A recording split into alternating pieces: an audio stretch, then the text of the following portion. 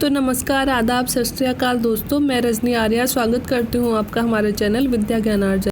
जैसा कि दोस्तों आपको पता है कि हम यहाँ पे रीट अगस्त 2020 की तैयारी कर रहे हैं, जिसमें लेवल फर्स्ट और लेवल सेकंड की तैयारी पूरी करवाने का मैंने वादा किया है।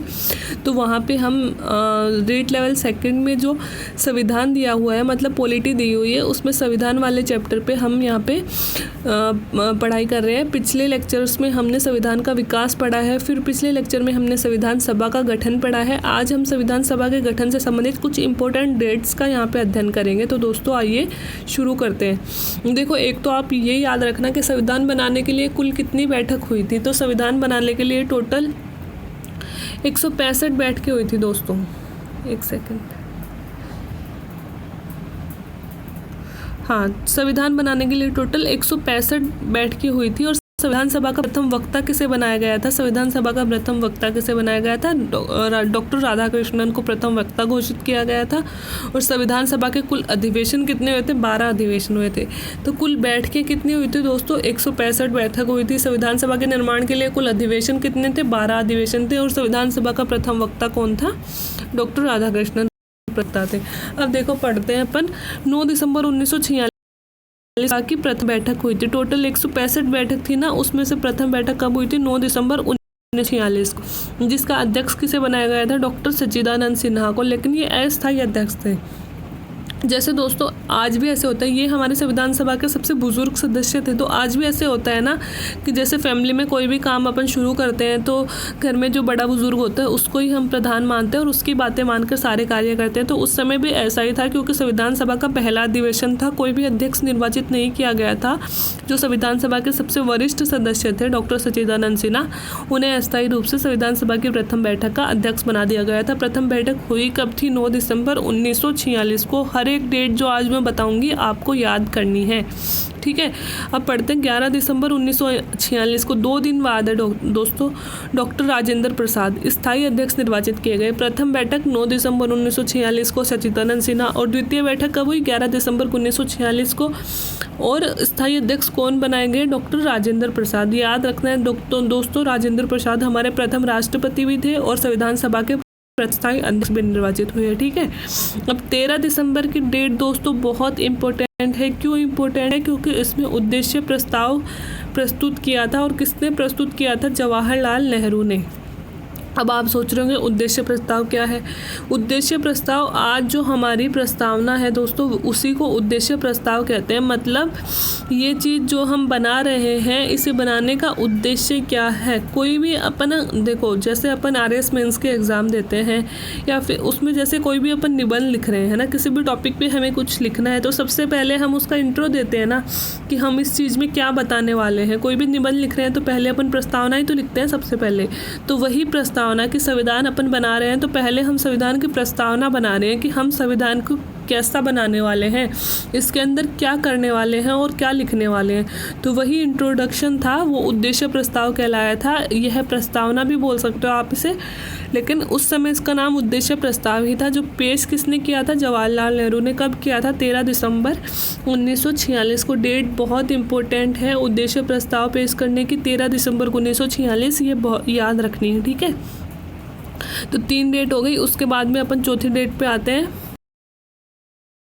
इसको 22 तारीख 1900 संविधान सभा द्वारा उद्देश्य प्रस्ताव लिया गया था, ठीक है। ये उद्देश्य प्रस्ताव ही प्रस्तावना का आधार माना जाता है, इसलिए प्रस्तावना को उद्देशिका भी कहा जाता है। देखो दोस्तों, 13 दिसंबर 1946 को जो उद्देश्य प्रस्ताव पास किया गया था, उसके कुछ ही दिन बाद मतलब 22 जनवरी 1946 को उस उद्देश्य प्रस्ताव को संविधान सभा ने सर्वसम्मति से स्वीकार कर लिया था। मतलब सभी लोगों को वो उद्देश्य प्रस्ताव मान्य था।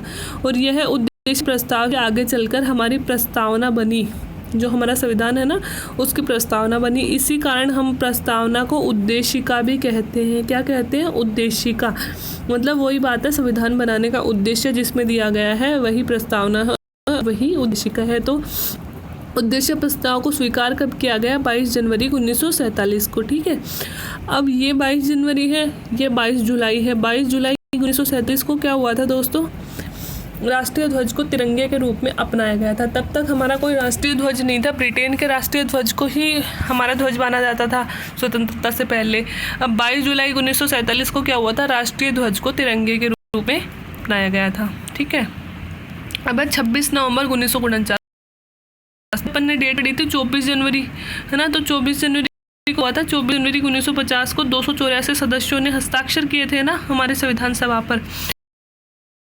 26 नवंबर 1949 को क्या हुआ था, संविधान नियमित, अंगीकृत और आत्मार्पित किया गया था। जो हमारा संविधान है उसे अधिनियमित किया गया, अंगीकृत किया गया, आत्मार्पित किया गया। संविधान इसी दिन बनकर तैयार हो गया था। कब, 26 जनवरी 1949 को। संविधान आंशिक रूप से लागू कर दिया गया था। नागरिकता, निर्वाचन, संघीय प्रावधान के कुछ अंश लागू कर दिए गए थे। देखो, संविधान बनने में टाइम लगना था, है ना। संविधान हमने लगभग बना के तैयार कर लिया गया था, बस संविधान में कुछ कमियां रह गई थी जिनको इम्प्रूव करना था, है ना। और एक है कि 26 जनवरी 1950 की डेट हमने पहले डिसाइड कर ली थी हमारे क्रांतिकारियों ने कि उसी दिन हमें मतलब उसी दिन स्वतंत्रता के रूप में बनाया गया था 26 जनवरी 1950 को। लेकिन स्वतंत्रता तो हमें मिली 15 अगस्त को 1949 को, है ना। तो 26 जनवरी के डेट को याद रखने के लिए हमने संविधान लागू करने का दिन 26 जनवरी को अपनाया, वरना हमारा संविधान तो 26 नवंबर 1949 को ही बन के हो गया था। लेकिन हमने वेट किया 26 जनवरी 1950 तक का। तो 26 जनवरी 1950 को संविधान बन गया, इसे अधिनियमित कर दिया, अंगीकृत कर दिया, आत्मार्पित कर दिया, है ना। बन के तैयार भी हो गया। और संविधान के आंशिक रूप से लागू मतलब जो वर्तमान में 395वां अनुच्छेद है वो पूरे 395वां अनुच्छेद लागू नहीं किए। जो इम्पोर्टेंट अनुच्छेद थे वो उस समय लागू कर दिए। कौन से, नागरिकता से संबंधित, निर्वाचन से संबंधित और संघीय प्रावधान, मतलब कुछ इम्पोर्टेंट जो अनुच्छेद थे वो उस समय से लागू हो गए। कब, 26 जनवरी 1949 को। ठीक है, अब 24 जनवरी 1950 को क्या हुआ सॉरी, संविधान सभा की अंतिम बैठक हुई। कब, 24 जनवरी 1950 को। और संविधान सभा में उस दिन कुल 284 सदस्य उपस्थित थे और उन्होंने संविधान पर हस्ताक्षर किए। और इसमें से महिलाएं कितनी थी, 8 महिलाएं थी।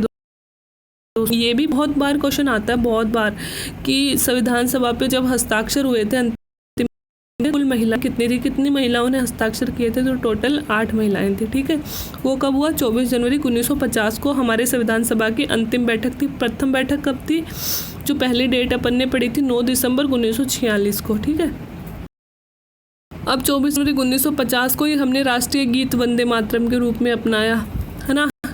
तिरंगा कब अपनाया अपन ने, 22 जुलाई 1900 को राष्ट्रीय ध्वज के रूप में। और राष्ट्रीय गीत कब अपनाया अपन ने, 24 जनवरी 1950 को वंदे मातरम अपनाया अपन ने। और 26 जनवरी 1950 को संविधान को लागू कर भारत का गणराज्य, गणतंत्र, रिपब्लिक भारत को घोषित कर दिया गया। और 26 जनवरी 1950 को हमने भारत घोषित कर दिया। गणतंत्र मतलब क्या होता है, गणतंत्र मतलब होता है कि हमारे आंतरिक और हमारे बाह्य मामलों पे सिर्फ हमारा अधिकार होगा, किसी भी अन्य राष्ट्र का नहीं। तो 26 जनवरी 1950 को हमने संविधान पूरी तरह से अपना लिया और भारत को रिपब्लिक घोषित कर दिया। तो ये दोस्तों कुछ इम्पोर्टेंट डेट्स हैं, याद करना बहुत इजी है। देखो, पहले एक बार आप इसको वीडियो को पॉज कर दो, वीडियो को देखो मत, सिर्फ मेरी बातें सुनो, मैं आपको बता रही हूँ। देखो, 9 दिसंबर सबसे पहली डेट है, 9 दिसंबर 1946। क्या हुआ, इस दिन संविधान सभा की प्रथम बैठक हुई। अब प्रथम बैठक होगी तो प्रथम अध्यक्ष की भी ज़रूरत होगी, तो अस्थायी रूप से हमने किसको बना दिया, सच्चिदानंद सिन्हा को। ठीक है, दूसरा 1946 दूसरी डेट, उसके 2 दिन बाद में अब हम स्थायी अध्यक्ष चुन रहे हैं, किसको, राजेंद्र प्रसाद को। ठीक है, उसकी कुछ दिन बाद में 13 दिसंबर 1946 को अब हमें ज़रूरत है उद्देश्य की। तो हम 13 दिसंबर को क्या लेके आ रहे हैं, उद्देश्य प्रस्ताव। कौन लाए हैं, जवाहरलाल नेहरू। 13 दिसंबर 1946। ठीक है, 46 का साल खत्म हो गया। अब 47 का साल हम 22 जनवरी 1947 से शुरू कर रहे हैं। 22 जनवरी 1947 को क्या हुआ, उद्देश्य प्रस्ताव स्वीकार कर लिया, जो आगे चलकर संविधान की क्या बनी, प्रस्तावना। तो 4 डेट्स हो गई दोस्तों, 9 दिसंबर 1946, 11 दिसंबर 1946, 13 दिसंबर 1946 और 22 जनवरी 1947। उद्देश्य प्रस्ताव यहाँ पे कंप्लीट हो गया। फिर देखो दोस्तों, 22 जनवरी आई है, फिर आएगा 22 जुलाई 1947, तिरंगा अपना लिया। फिर 26 जनवरी 1949 को क्या किया अपन ने, आंशिक कर दिया, ठीक है। फिर 24 जनवरी 1950 वो 49 में अपन ने एक ही काम किया, आंशिक रूप से संविधान लागू कर दिया। फिर 24 जनवरी 1950 को हमने क्या किया, अंतिम संविधान सभा की अंतिम बैठक हुई जिसमें कुल 284 सदस्यों ने हस्ताक्षर किए, इसमें से 8 महिलाएं थी। और 24 जनवरी की वंदे मातरम को राष्ट्रगीत बनाया गया। और फिर 26 जनवरी 1950 को पब्लिक गणतंत्र गणराज्य घोषित कर दिया गया। तो बहुत ईजी है दोस्तों, अगर 2-3 बार रिवाइज करोगे बहुत याद जाएगी। और हर एक डेट इसमें से इम्पोर्टेंट है, बहुतों बार इनमें से क्वेश्चन आते हैं, रखना है, ठीक है दोस्तों। अगर मेरा वीडियो पसंद आया हो तो please like share and subscribe करें। Thank you very much.